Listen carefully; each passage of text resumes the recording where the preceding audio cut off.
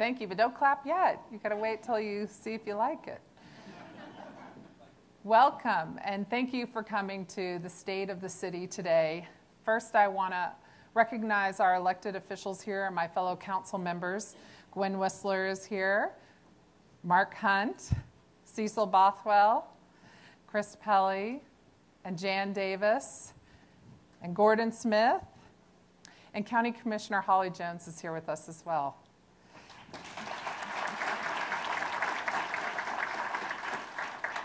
And our city manager, Gary Jackson.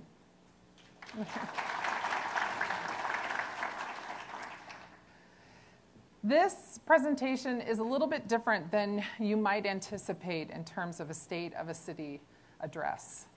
I'm going to talk about how your vision, the citizens of Asheville's vision, becomes a reality in the city of Asheville. First, I'm going to talk a little bit about cities, the state of cities in the world. Half of the world's inhabitants, 3.6 billion people, live in cities. By the year 2030, it's estimated that 60% of the world's population, 5 billion people, will be living in cities. And today in the United States, 80.7% of our population live in urban areas. And the role of cities is changing. Between 2000 and 2010, if you look at these maps, North Carolina's population grew by a whopping 1.5 million people.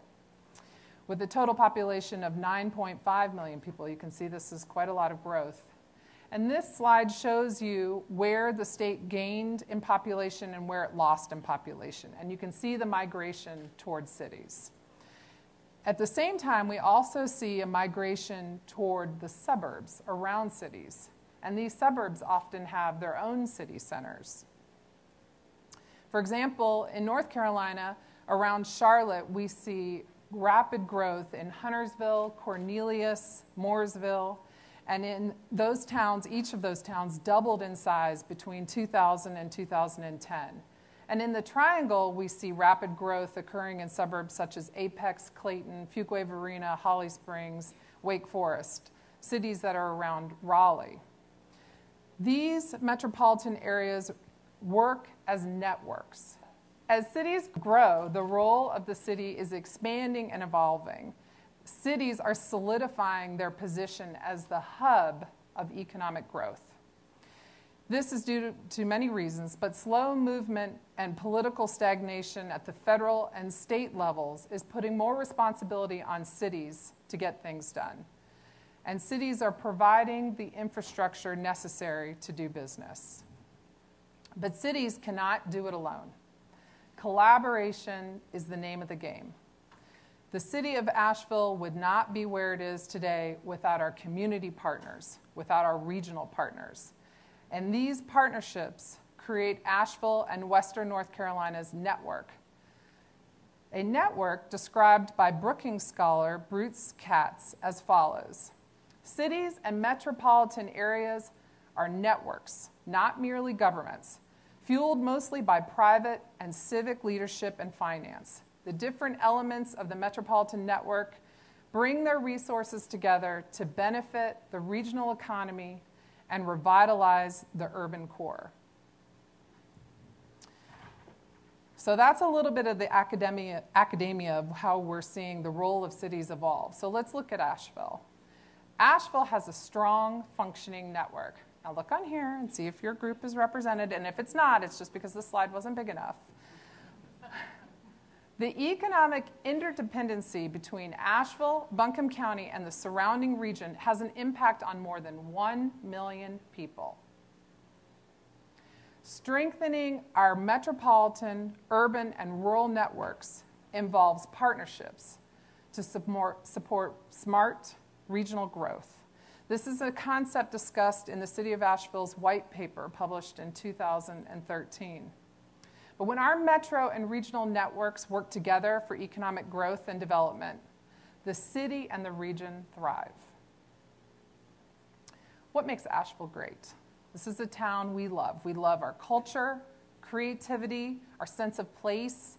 We have pride in the revitalization of our downtown. We have pride in the beauty of of Western North Carolina.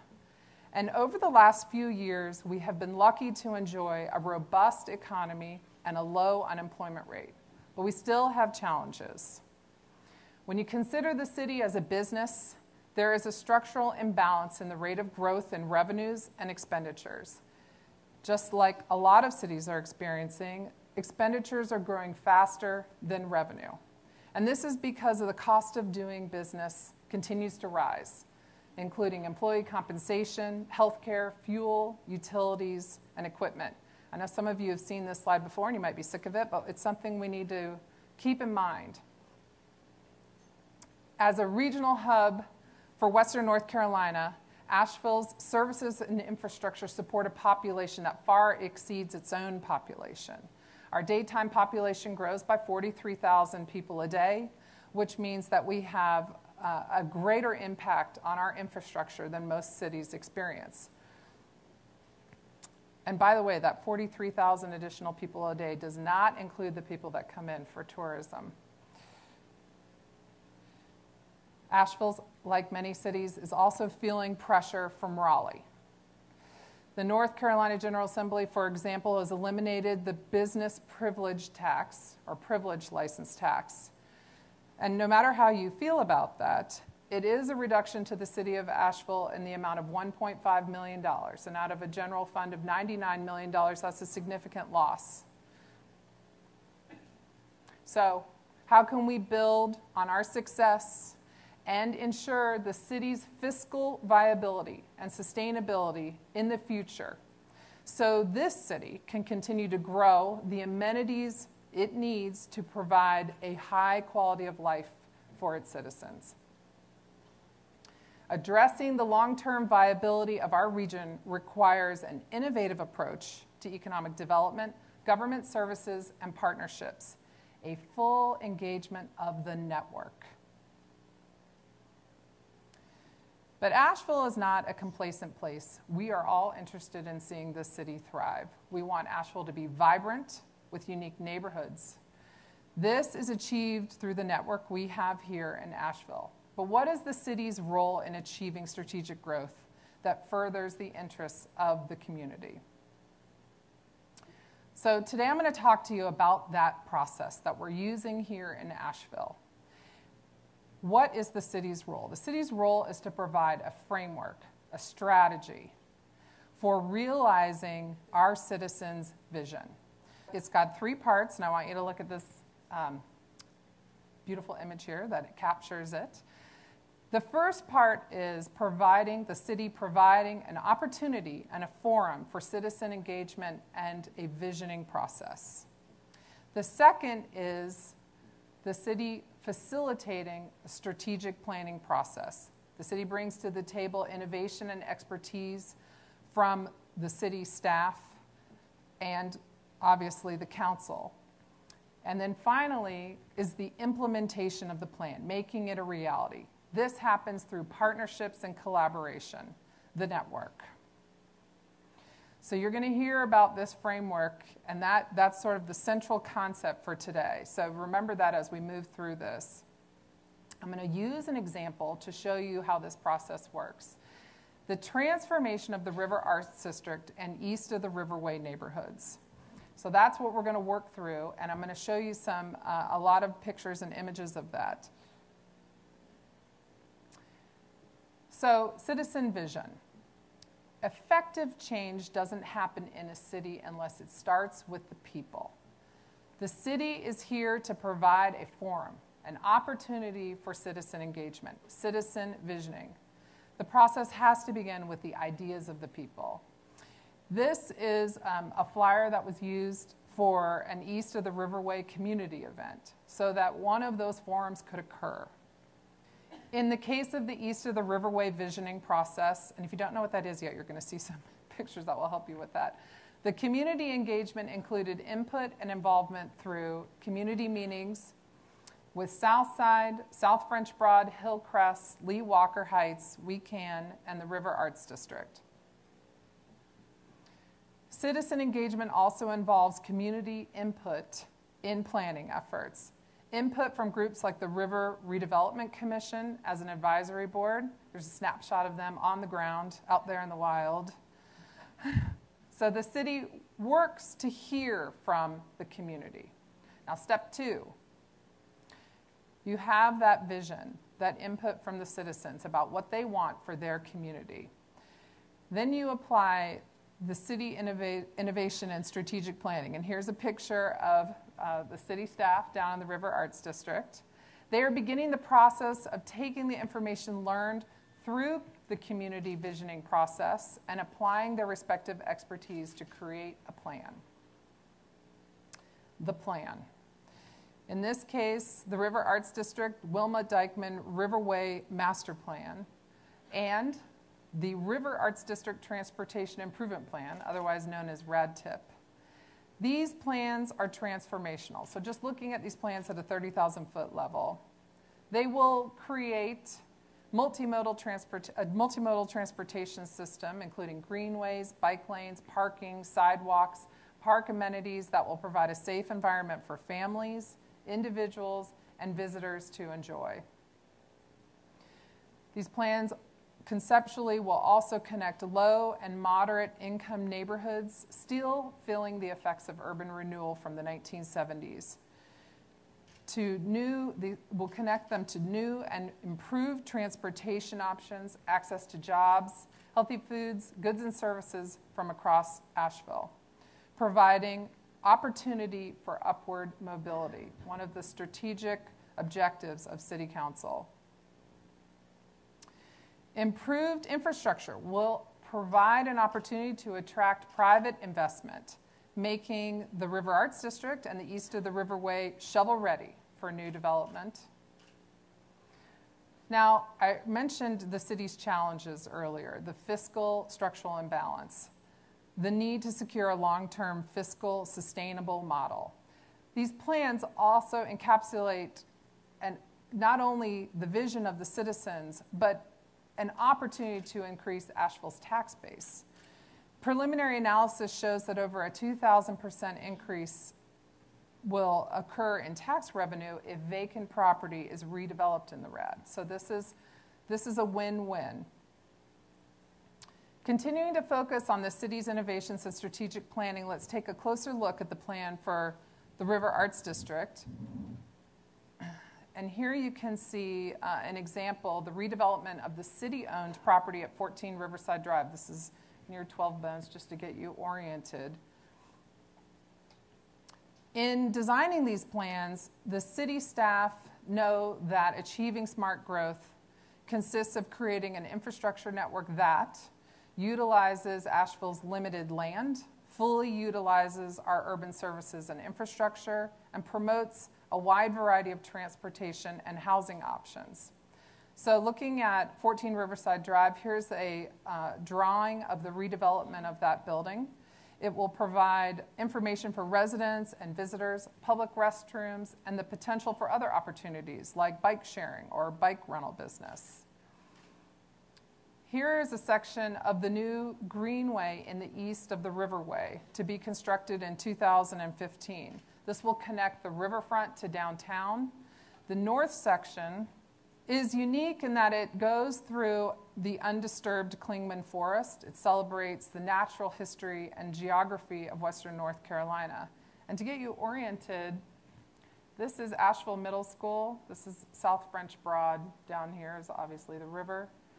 And this is Lee Walker Heights here. For some of you, you may be seeing these plans for the first time. The city is also constructing public parking north of the New Belgium site, and it will serve as a jumping off point to the river and a 5-mile stretch of riverfront greenway. At the same time, the Friends of Connect Buncombe and Buncombe County are conducting a feasibility study for a greenway connecting the riverfront to the North Carolina Arboretum, the Blue Ridge Parkway, and Biltmore Town Center. The safety of our citizens and visitors is always a priority, and with increased visitation to the River Arts District, the city is stepping up efforts to get people around safely. New sidewalks, crosswalks, and innovative train watching platforms are planned, and here's an image of that here. Looking at Riverside Drive, The RAD tip plan calls for the road realignment of Riverside Drive, and this is an image of the fully constructed realignment. It will create infrastructure to support new investment on city-owned land and on private land, and provide for placemaking for Asheville citizens and visitors to enjoy. And you can see here an image of some hypothetical construction that can occur as a result of the realignment of River Road. And you can see this is the New Belgium site. There are new traffic circles here. Rad Lofts is here, which has been is a partnership with the city now at this point. And you can see the greenways here. How does this plan, created by the vision of the community and the assistance and expertise of the city and its talented staff, who are all over here, throwing a little kudos to you, become a reality? How does this become a reality? Back to the network. So here is the network involved in the RAD in the east of the Riverway. And you can see all of the stakeholder groups listed here, all of those involved. And to make a plan like this a reality, the network has to be engaged. We have to be able to use our resources efficiently, and we have to find and leverage additional resources. The funding partners who provided resources for the River Arts District and east of the Riverway projects are listed here. And I want you to note that this is an image of when the Secretary of Transportation came and made the announcement that the RAD program was being funded by the federal government. You'll see down here that the Tourism Development Board grant application is still pending. This is the city's application to the TDA. Hint, hint, there are community partners as well. Mountain Housing Opportunities has been successful in creating affordable housing in the River Arts District. And the city will continue to create partnerships and use funds and property to expand affordable housing. The Asheville Housing Authority and Green Opportunities have led the way for the redevelopment of the Reed Center. A $3.9 million HUD grant was used to renovate the Reed Center and has transformed what was once an African-American school and community center into a state-of-the-art LEED-certified Green Jobs Training Center. The Reed Center aims to serve as an innovative demonstration of community sustainability, with workforce development programs in the center that will feature hands-on training in professional settings. The center will be an asset for the South Side neighborhood and other community residents for decades to come. New Belgium, this is an example of the private investment possible in the River Arts District. And we hope to see much more to come. So this is an example of how this three-step process is applied, beginning with the citizen engagement and visioning, the application of strategic planning and expertise, and finally the implementation through partnerships and collaboration. We are using this process, we the city, in 3 identified innovation districts. So far we have identified the River Arts District, Charlotte Street, and South Slope. Now I just use that term innovation districts, and this is kind of an emerging term for cities. It has a lot of different implications actually, because it also addresses, once you've identified an innovation district, different financing possibilities for how to redevelop that sort of a district. And I want to show you a quick video about innovation districts. The geography of innovation is shifting. To find the innovative economy 20 years ago, a worker needed to drive to a secluded research park, work in isolation, and keep ideas secret. Today, proximity is everything. Workers want to be in urban places that are walkable, bikeable, hyper-caffeinated, where they can bump into other workers and share ideas. Firms also want to be close to other firms, research labs, and universities in collaborative spaces so that smart ideas can be turned into smart products for the market. Innovation districts are this century's productive geography. They are both competitive places and cool spaces, and they will transform your city and metropolis. Okay, so now you got the concept. So I mentioned the city has identified the South Slope, the River Arts District, and Charlotte Street, and I think we actually have upcoming soon the public hearing on designating those innovative districts formally. Again, using a community visioning process, the city of Asheville hopes to capture the vision of the people while creating a plan to realize the potential of these innovation districts. And for the city's part, in addition to leading with its expertise to help create the plan, the city stands ready to invest in the revitalization of these districts with street and sidewalk improvements, things like stormwater infrastructure, off-street parking facilities. That is necessary in order to prepare a palette ready for private investment in these districts.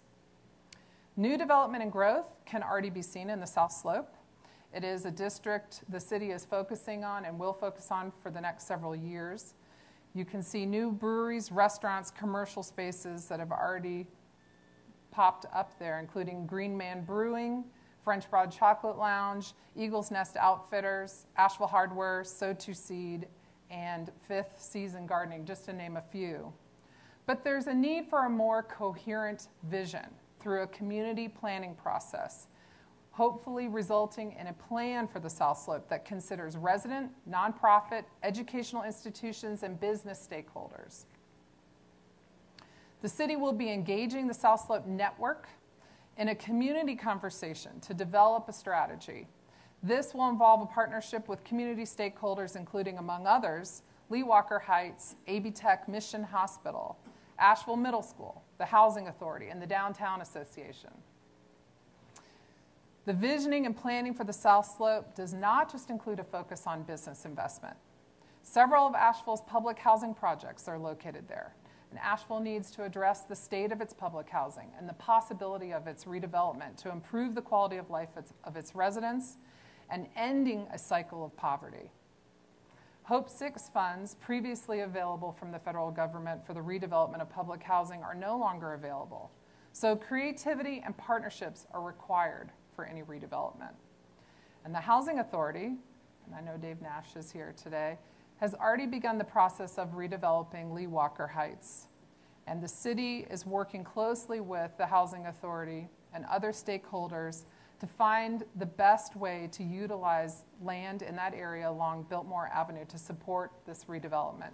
Duke Energy, who has purchased the old Ford Matthews site, is actively participating in this partnership. And I give you this GIS map, not just because I love GIS maps, but this is Lee Walker Heights, and the Ford dealership property is here. This is Biltmore Avenue. There are a lot of opportunities here for an exciting redevelopment that considers the community that already lives in Lee Walker and their vision for a redevelopment that best fits their neighborhood. Another innovation district, Charlotte Street. This is a corridor with great potential for business development and multimodal transportation options. And we're seeing that beginning to emerge. This isn't just an image. I'm not saying Charlotte Street would have to look like this, but this is a concept of how you might redesign a street like Charlotte Street. This is just the beginning. This process that I've outlined today can be applied to other areas of our city through a community visioning process. It starts with the people. And I want to conclude with my favorite quote, which I think just fits Asheville. Find out who you are and do it on purpose. I don't know, this is apparently some brilliant thing that Dolly Parton came up with. And I really think that it fits well for Asheville because we're a unique city and we are finding out who we are and we are doing it on purpose. We have come a long way. We have a lot of opportunities in the future. I am the luckiest mayor in the United States to be the mayor of this great city. Timing is everything. And I serve with a great council. I think we're a great team. Sometimes we disagree, but we do so professionally. And I think we only help each other with our different perspectives. Everyone brings something to the table, and that's greatly appreciated. And our staff who are here are an incredible, talented group. I know a lot of them could be doing something other than working in the public sector, but we're lucky to have them here bringing their great ideas to the table. And I got to thank Jamie, who helped put this together for me and listen to all of my editing. So that concludes today, the state of the city. And I'll be around after this if anyone has any questions, but hopefully you learned something. And if you have questions, also the city staff will be here and you might be able to pick their brain or follow up with an email. So enjoy the rest of your day, finish your lunch, and thank you for coming.